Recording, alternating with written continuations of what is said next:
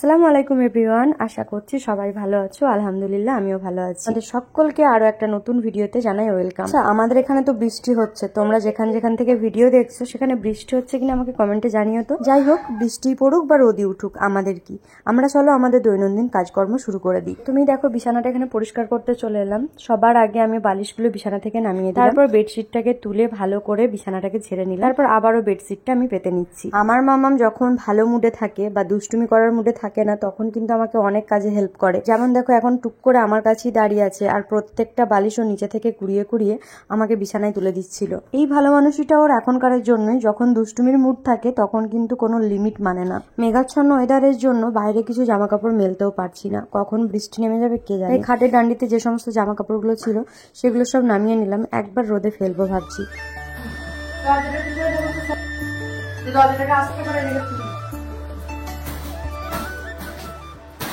আমার বন্ধুরা আমার ভিডিও দেখে আমাকে কমেন্ট করছো, হয়তো তাদের কমেন্ট ধরে ধরে রিপ্লাই করতে পারিনি, তবে আমি দেখেছি। তোমরা আমাকে জিজ্ঞেস করেছো আমার বাপের বাড়ির গ্রামের নাম আর আমার শ্বশুর বাড়ির গ্রামের নাম।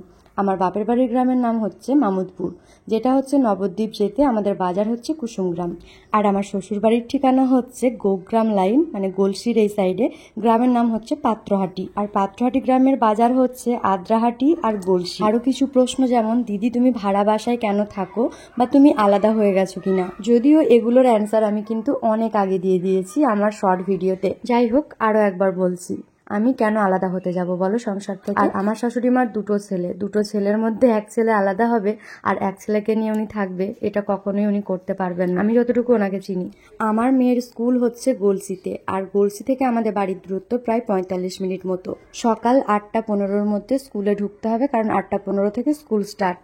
আর আমাদের ইনায়া ছোটবেলা থেকে বরাবরই রাত্রে ঘুমাতে দেরি করে। যদিও আমার এত এক্সপ্লেন করে বলার কোনো দরকার নেই, তবুও তোমাদেরকে জানাচ্ছি, তোমাদের মনে যে সমস্ত মিথগুলো জমে উঠছে, যে সমস্ত ভ্রমগুলো, সেগুলো ভেঙে যাওয়া দরকার। তাই আমাদের ইনায়ার স্কুল যাতায়াতের সুবিধার জন্য এবং আমার হাজবেন্ডের অফিস যেহেতু গলসিতে আর কাজের সূত্রে ওর গলসিতেই সারা দিন, অনেক রাত্রির মাঝে মাঝে অনেকটা টাইম কেটে যায়, সেজন্য কিন্তু আমাদের গলসিতে এসে থাকা। জানি না তোমরা কতটা বুঝতে পারলে, তবে এইটুকু জানো, সংসার থেকে আলাদা আমি বা আমার হাজবেন্ড কখনোই কেউ হব না। হ্যাঁ, ওটা ছিল আমার শাশুড়ি মার সংসার, আর এখানে এসে যেটা আমি তৈরি করছি সেটা হচ্ছে আমার সংসার, ছোট্ট একটা। আরো একজনের কমেন্ট দেখলাম যে তুমি খুব অহংকারী, আমি তোমার বাড়ি গিয়ে দেখেছি, চিনি না আমি তোমাকে, কে হও তুমি, তবে একটা পুরুষ মানুষ, এটুকুই বুঝলাম। যদিও তোমার নামটা আমি এখানে নিচ্ছি না, তবে প্রথমেই বলে রাখি, আমার সাথে প্রথমেই যার আলাপ হয় তার সাথেই আমি গলায় গলায় হই না। আর সেকেন্ডত তুমি হচ্ছে একটা ছেলে বা পুরুষ, যাই হোক, তো তুমি যদি আমার বাড়িতে প্রথম আসো, আমি নিশ্চয়ই তোমার সাথে যে কথা বলতে যাব না।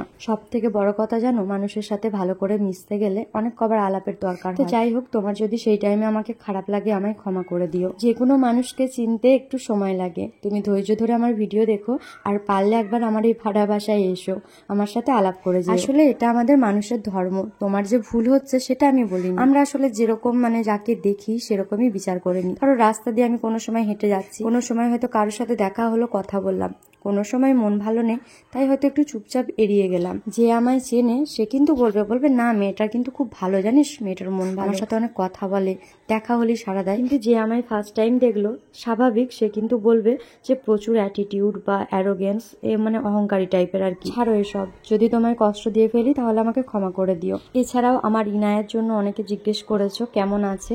আলহামদুলিল্লাহ আমার ইনায়া এখন ভালো আছে। অনেকে আমার ফেসবুক প্রোফাইল এবং আমার ইনস্টাগ্রাম আইডি জানতে চেয়েছো, আমি স্ক্রিনশট করে অ্যাটাচ করে দিচ্ছি, দেখে নাও এবং ফলো করে নিও অবশ্যই। আগের যারা ভিডিওটা দেখেছো তাদেরকে বলেছিলাম মামাম যে দুষ্টুমিটা করেছে তোমাদেরকে জানাবো। তোমরা দেখতেই পেলে মামামকে স্নান করিয়ে ভাত খেয়ে তারপর আমি স্নান করতে গেছিলাম। তো আমি স্নান করার টাইমে দেখলাম ড্রয়ার থেকে একটা শ্যাম্পুর পাতা ছিঁড়ে গোটা গায়ে হাতে মাথায় মেখেছিল। আবারও ওকে স্নান করাতে হয়েছিল, আর এই জ্বর থেকে উঠে চিন্তা করো কতটা রাগ ধরে। 2000 years later. দুবার যেহেতু স্নান করেছে তাই এতটা গভীর ঘুমিয়ে গেছে, আর আমিও ওর সাথে ঘুমিয়ে গেছিলাম। একবারে সন্ধ্যাবেলায় দুজনে ঘুম থেকে উঠলাম। এটার ভেতর কালার করুন, আস্তে আস্তে করে, ধীরে সুস্থে। এগুলো কিন্তু মামা স্কুলের কাজ করছে। এখানে আপেলটা কালার করতে বলেছে রেড কালার দিয়ে। এখানে আরো দুটো আছে, একটা হচ্ছে colour the ball with blue and green colour, আর একটা আছে স্টিক ইয়েলো পেপার, এই সানটার উপর ইয়েলো পেপার অ্যাটাচ করতে হবে, আঠা দিয়ে লাগাতে হবে আর কি। হ্যাঁ, পুরোটা সুন্দর করে করতে হবে, ওরকম একটু একটু করে কালার করলে হবে না। সেই কখন ভাত খেয়ে ঘুমিয়েছিল, আর ঘুম থেকে উঠতে যেহেতু লেট হয়ে গেছিল, তাই আমি ঝটপট ভিডিও না করে আগে ওকে একটু সুজি খাইয়েছি, তারপর পড়তে বসিয়েছিলাম। ঠিক আছে, ম্যাম লিখেছে স্টিক ইয়েলো পেপার, ঠিক আছে? মানে এই ইয়েলো পেপারটা এখানে স্টিক করতে হবে, মানে আঠা দিয়ে লাগাতে হবে, ঠিক আছে? আমি এই পেপারটা ছোট ছোট করে কেটে দিচ্ছি, আপনি এর ভেতরে লাগাবেন, ওকে? এখনকার বাচ্চাদেরকে সামলানো যে কতটা টাফ সেটা এখনকার মায়েরাই জানে, শুধু মারা নয়, তাদের ফ্যামিলি মেম্বাররাও জানে, যদি তাদেরকে বোঝার চেষ্টা করে তবেই। যেরকম ধরো খাওয়াতে বসিয়ে যখন অনেকটা লেট হয়, কেউ কেউ বলে এতক্ষণ ধরে একটা বাচ্চাকে খাওয়াতে লাগে। আবার ধরো স্নান করার টাইমে যখন বাচ্চার সাথে তুমিও ভিজে বের হবে, তখন আবার কেউ কেউ বলে কিরকম করে একটা বাচ্চাকে স্নান করাচ্ছ যে নিজেও ভিজে যাচ্ছ। আবার দেখো বাচ্চা খুব বদমাইশি করছে, কোনো একটা টাইমে তোমার লিমিট ক্রস হয়ে গেল, তুমি দিয়ে দিলে দুঘা বা একটু চেঁচিয়ে দিলে ওর ওপর, তখন আবার কেউ কেউ বলে কেমন করে বাচ্চা মানুষ করছো, আমরাও 4-5টা করে বাচ্চা মানুষ করেছি, এরকম তো মারধর বা চেঁচামেচি করতে হয়নি আমাদের। আমার বন্ধুরা যারা সদ্যজাত মা হয়েছে বা একজনের মা, তাদেরকে বলছি এই সমস্ত ফালতু কথায় একদম কান দেবে না, কারণ এই সমস্ত জিনিস শুনে যদি তোমার মন খারাপ হয়ে যায়, তাহলে তোমার বেবির খেয়াল কে রাখবে বলো? কমপ্লিট। কেমন লাগলো? কেমন মজা লাগলো? হ্যাঁ, জোর করে বলুন, কেমন মজা লাগলো? সত্যি সত্যি? আবার করবেন? হাতে এগুলো কি হয়ে গেল? হাতে এগুলো কি হয়ে গেল মাম্মা? আচ্ছা, হাতটা নেওয়া যাবে না তো? হাতটা নেওয়া যাবে না, আচ্ছা। দেখো তোমাদের সাথে গল্প করতে করতে এদিকে কিন্তু মাম্মামের হোমওয়ার্কটাও ডান হয়ে গেল। জানো এগুলো সেই সামার ভ্যাকেশনের হোমওয়ার্ক, এখনো করানো হয়নি, আজকে করানো হলো। আর আমার বাচ্চা এই সমস্ত কালারিং জিনিসপত্র বা কালারটা খুব পছন্দ করে। শুধু আমার বাচ্চা নয় গাইস, যে কোনো বাচ্চাই তোমরা একবার ট্রাই করো। যদি বাড়িতে বাচ্চা থাকে আর সে যদি পড়াশোনায় না মন দিতে চায় বা বসতে না চায়, তাহলে প্লিজ ওকে এই ধরনের colour paper, colour pencil, sketch এগুলো ইউজ করাও। দেখো ও অনেকটা ইন্টারেস্ট পাবে এবং নিজে থেকে বলবে যে আমি পড়তে বসবো বা কালার করবো। এখন যেটা করছে সেটা হচ্ছে ম্যাচিং, তো ওর সব থেকে ফেভারিট জিনিস হচ্ছে এরকম ম্যাচিং করা। আমি ওকে মাঝে মধ্যেই যে কোনো অ্যালফাবেট, নাম্বার, লেটার, তারপর এই ধরনের অবজেক্টের ছবি একে ম্যাচ করতে দিই, ও কিন্তু খুব ইন্টারেস্ট সহকারে করে নেয়।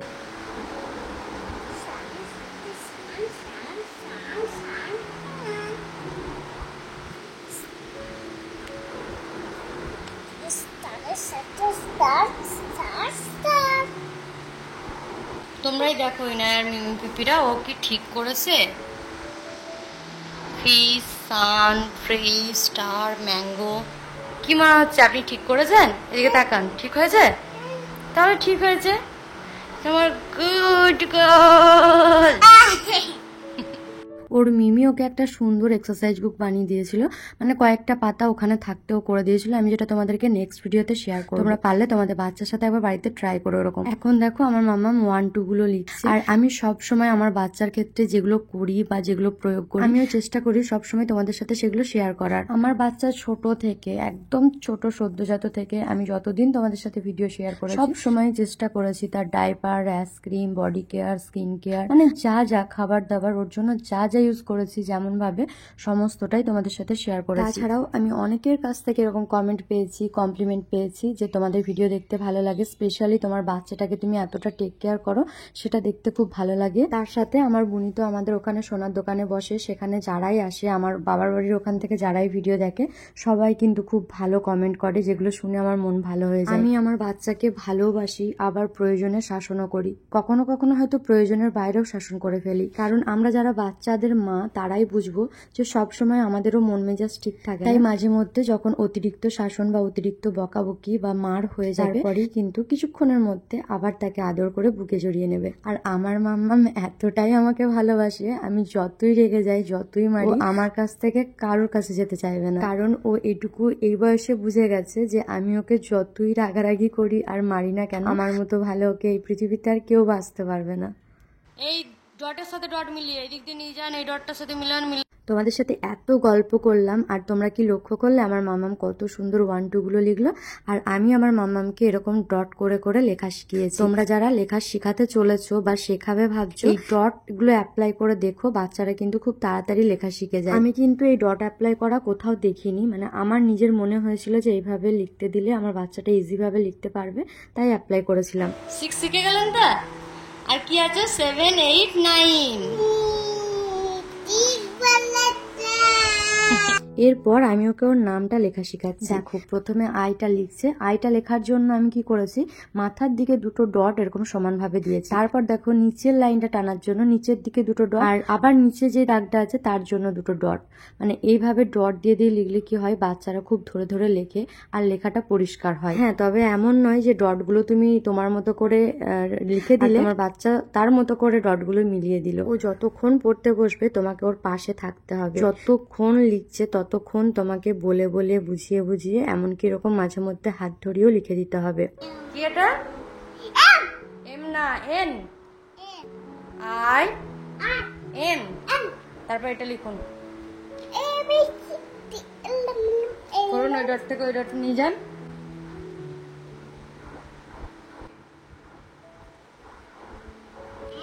এ, তারপরে এটা করুন, তাকান এইখান থেকে এই ছোট ডটটাই মিলান।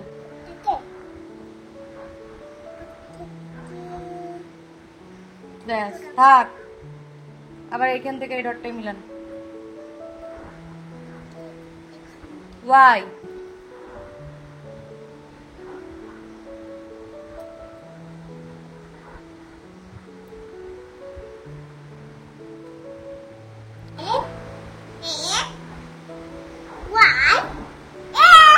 ইনায়া। আপনি আপনার নাম লেখা শিখে গেলেন তো?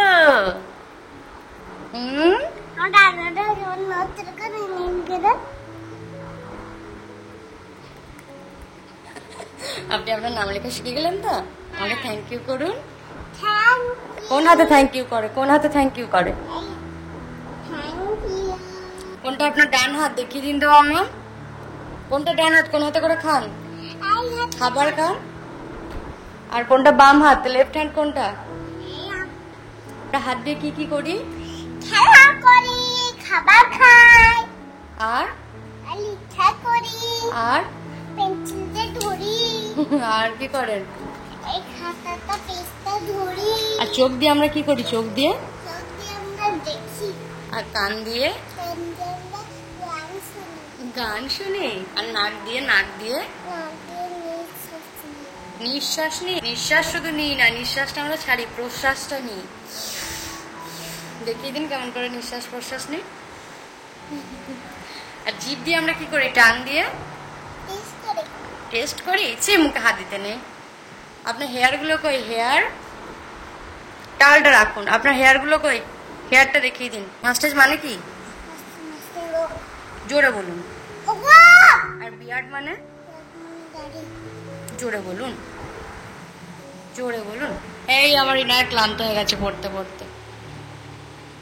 অনেক পড়ে নিয়েছে, আবার কি, এইটুকুই যথেষ্ট। তবে হ্যাঁ, সব থেকে বড় কথা যেটা, সেটা হলো রেগুলারিটিটা মেনটেন করা, যেটা সত্যি বলতে আমাদের ক্ষেত্রে হয় না। যদি পড়তে বসে তার মধ্যে পরের দিন হয়ে যাবে শরীর খারাপ, নাহলে তারপরের দিন চলে যাবে দাদার বাড়ি। কখনো কখনো এমন বায়না ধরবে যে বইটা দেখলেই শুধু কান্না করবে এরকম। যাই হোক, আস্তে আস্তে অভ্যাস হবে। ভিডিওটা অনেক বড় করে ফেললাম, তোমরা আমার এইভাবে পাশে থেকো। আর যদি আমার ভিডিও ভালো লাগে তাহলে প্লিজ আমাকে কমেন্ট করে জানিও। ডেসক্রিপশন বক্সে আমার ইনস্টাগ্রাম আইডি ও ফেসবুক আইডি লিংক দিয়ে দিলাম, অবশ্যই ফলো করে নিও। যারা চ্যানেল থেকে দেখছো চ্যানেলটিকে সাবস্ক্রাইব করে রেখো। বাই।